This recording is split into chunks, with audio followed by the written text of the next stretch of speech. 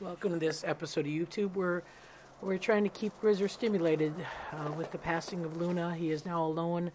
We've talked a lot about the work we've been doing around the retired area to make sure that these areas are safe and protected for these older animals. And we're still working on it. Winter came a little bit early, so we're trying to wrap things up. But the biggest stimulus we can do for Grizzer is pack stimuli. And so obviously he can't live with this pack. Even Denali here at 11-year-old, you wonder how long he can live with these younger wolves. But they can share face-to-face greetings.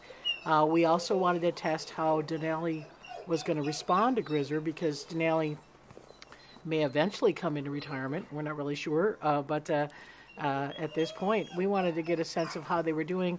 Once the 2020 pups come, Grizzer will have face-to-face contact with the pups, and we'll have great stimuli. So it's really between now and May that we want to make sure that Grizzer's stimulated. So the other thing is, you can see the roof line there where you had a lot of construction work, so the younger guys have not been able to be in this pack holding area. So a little bit of difference in appearance and smell, and new posts and things like that, and over towering roof lines. We tried to make the roof lines so that we could control the snow load here, so that we weren't having snow issues at gates for the retired wolves. So a lot to look at, and that gets the wolves kind of stimulated. So we have Grizzer locked in what's called the east side. He's in a transition area to the back habitat that's protected. You can see him there. And we have, obviously, the wolves coming over, and wolf care staff are in there monitoring this, ready with distractions in case things get a little tense. But you can see here the wolves are calm. There's a face-to-face with Denali and Grizzer and a little bit of hackles. Grizzer is not backing down, and Grizzer is not intimidated by that. Both of their ears were back a little bit, which tells me that neither one of them are too certain about posturing, so that's a really good thing. But certainly the wolf care staff were closely monitoring this, and as you hear their narratives, they're watching how each individual wolf is reacting, looking at, again, Grizzer's reaction, and you can see Grizzer right up at the fence. He's not backing down. He's not retreating. He's there. There's Denali coming up again. And Grizzer has the freedom to leave. He has the freedom to go to the east side den or to go to the back habitat den, and he chooses to stay right with them. So this is something that we're working on, and this may very well be something that becomes a daily wolf care protocol.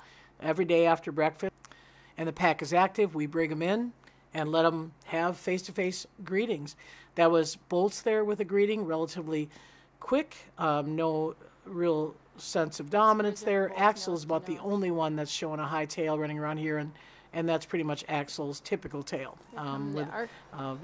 Definitely showing that much more alertness, much more dominant. That's kind of Axl's personality. Grizzer's right at the corner. The only one that didn't greet very well was Grayson, and Grayson, I think, is struggling a little bit with leadership and the lack of leadership, and Axl being a little bit hard on Grayson sometimes, and certainly Denali stealing food from Grayson. There's a lot of scenarios going on for him. Over by the fence, right there is Denali with Grizzer. Okay, you guys. Again, Axl and Grizzer nose to nose, and no aggression, and like I said, that tail posture is just kind of Axl, but there's not a significant amount of growling or intimidation. And then Bolt stops to greet. Again, the tail is still, which tells me that it's not as social. There's still a little bit of getting to know each other. Bolts and Grizzer have never met. Bolts was 12 in 2012 as a pup that was adopted, and Grizzer was already retired by then. So this is kind of their first meeting, and as well as Axl and Grayson. So this is important for us, and we'll continue to do that. Like I said, we're very grateful to everyone who's donated to help us get these areas adjacent to the fence lines protected, so that there's not a lot of snow or ice. If he were to get excited and greeting over there and were to slip and fall on some ice, we know that that's problematic. And so we want Grizzer to have that surface area protected. We want to be able to do more and more of these greetings, and like I said, the goal would be maybe to do these every day, you know, to give him something to greet and to keep his mental cognitive ability stimulated. And so we're going to show you from Grizzer's perspective what this looks like. So this is the area that we've been working on, and this is what we've been kind of raising funds for. You can see it's very dry, full of hay. He has a gate that is shared there and a gate to the other part of the pack holding area. And then if he takes a right there, he goes into the east side. And again, all of that in cover hay. It gets direct sun. There's enough of an eave overhang to keep the snow out of it and keep him safe and walking back and forth as he interacts there. So that's something that we'll kind of keep an eye on. Obviously, we don't have the necropsy report back from Luna yet, but you know, we know what the course was. We just don't know how extreme it was. And then obviously the bonus for Grizzer is after the boys go back, he gets to sniff everywhere they were. And so that includes in the building. Grizzer actually did get weighed on the day that this was filmed.